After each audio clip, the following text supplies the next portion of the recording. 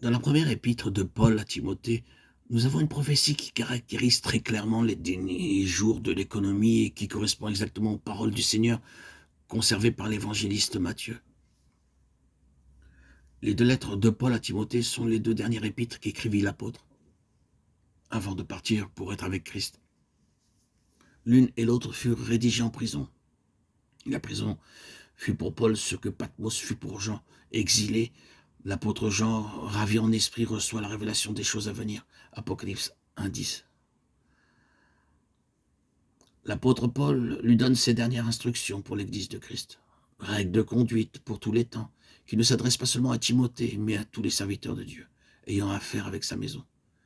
Et tandis qu'il est ainsi occupé, son regard exercé et pénétrant de voyant s'arrête sur les derniers temps, et par le commandement exprès de l'Esprit de Dieu, il annonce en quelques phrases concises le danger qui menacera l'Église d'alors.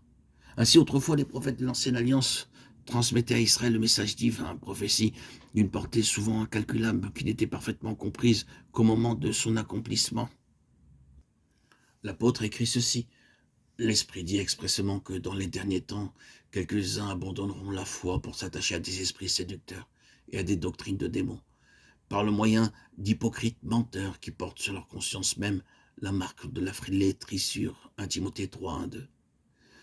L'avertissement prophétique de l'apôtre Paul est l'unique prédiction formulée en termes précis sur l'histoire de l'Église à la fin de notre économie. Le Seigneur a parlé d'une façon générale des dangers qui environneront son peuple au temps de la fin. Et Paul, dans son épître aux Thessaloniciens, décrit l'apostasie finale et les séductions mauvaises de l'homme de péché. Mais le passage de 1 Timothée 4, 1, 2 est le seul qui indique très explicitement la cause spéciale du péril que court l'Église parvenue au terme de sa carrière terrestre et sous quel déguisement les esprits mauvais feront éruption au sens saint, s'attaqueront à ses membres et en détourneront plusieurs de la pureté de la foi qui est en Christ. Le Saint-Esprit, dans le très bref message qu'il communique à l'apôtre, décrit le caractère et l'œuvre des mauvais esprits. Par là, il reconnaît leur existence, les efforts qu'ils dirigent contre les croyants dans la nature de ces efforts, qui est de séduire. Et enfin, il prédit ce que sera le résultat de leur séduction: détourner les croyants de la foi en Christ et de tout ce qu'implique cette foi donnée aux saints de façon définitive. Jude, chapitre 3.